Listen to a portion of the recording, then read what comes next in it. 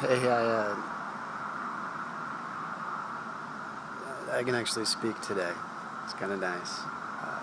Today's actually been a relatively good day. I haven't really slowed down very much, which the past couple weeks or so, that's not the norm. I usually slow down after being awake for a couple hours. Usually lasts at least 3 or 4, sometimes 5, 6, 7, 8 hours. I have yet to figure out a pattern, or if there is one at all to that, but kind of wanted to give the backstory about kind of where we're at and all that stuff, really the past month. So July 20th, a little over 2 weeks ago, today's August 6th, it's a Monday. Woke up great, got great sleep, decided to do some yard work. I didn't have to really do anything that day, and woke up nice and easy, stayed hydrated, probably drank 1.5 gallons of water inside of a couple hours because I knew that I needed to, stayed in the shade. It was great.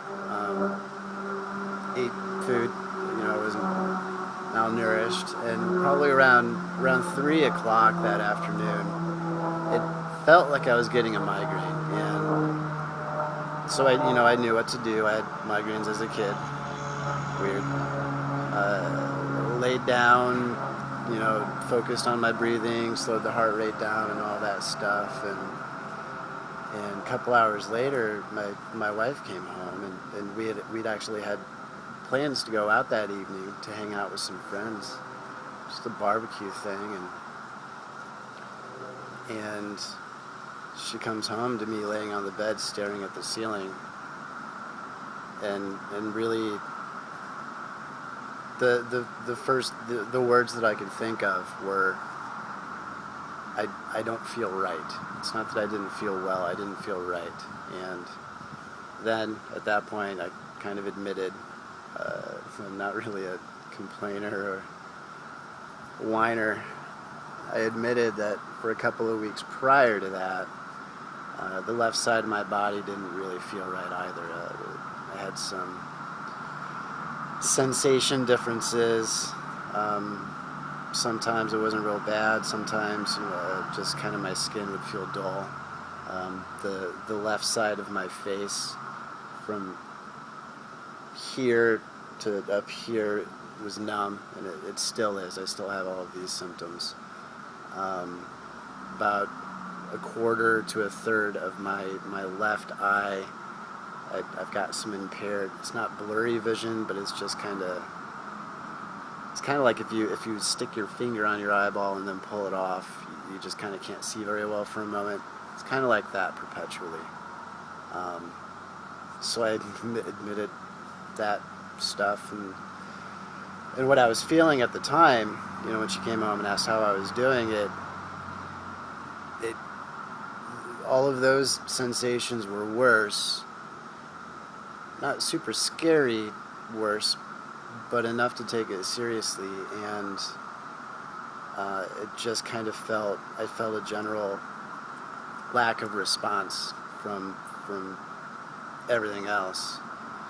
So we go to the doctor, and I wasn't really stoked on that to begin with. I haven't needed to go to a doctor in over a decade, and so we go in, and she did some physical, like, push-pull things on my hands, and follow your finger with your eyeball or whatever and stuff, and asked 50 questions, and basically said, I don't really know what's going on, I don't have the diagnostic tools, I really think you need to go to the emergency room. That didn't excite me very much either. So we go, and really long story short, told that situation to 4 or 5 different people and all that stuff. Doctor actually finally comes in and says, it doesn't sound like you had a stroke, it doesn't sound like this or that, I don't think we need to do a bunch of blood tests.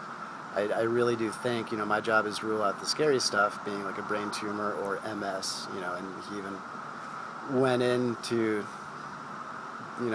mention, to try to ease my mind, that he really didn't think I had MS.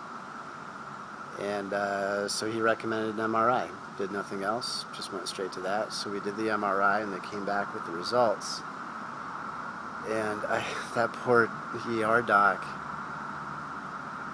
was so defeated coming in to tell me that the results were consistent with multiple sclerosis. And he was probably more bummed at delivering that news than we were accepting it, actually. I feel terrible for that guy. But, I mean, you do the research, and so many people that have MS go through years of torture and tests and wrong diagnoses and weird medication that they don't need, and all of this stuff before they actually get to an MRI and actually say, oh yeah, that's what's going on. You know, it's nice knowing. It's nice, more specifically, knowing what it's not. You know, I don't have cancer. I don't have a brain tumor. They're not going to try to crack my head open and do surgery. You know. So where we're at, we've got a really good friend who's a naturopathic doctor. We've already consulted with him as soon as we could, and he's got a plan. I don't entirely know what that is, but he seems very hopeful in a lot of things. I use the word cure with trepidation, and I don't even think that's an accurate term or way to think about it. But I don't really know how to think about it. You know, we're gonna start cleaning some stuff out and kind of reorganizing everything in my body and try to get everything to communicate correctly and try to get my immune system to stop attacking that myelin sheath. We are also following up with a neurologist. We've got that appointment scheduled in a couple of days. You know, this coming Thursday morning. I totally believe that there's prudence and wisdom in following up with that in the medical community.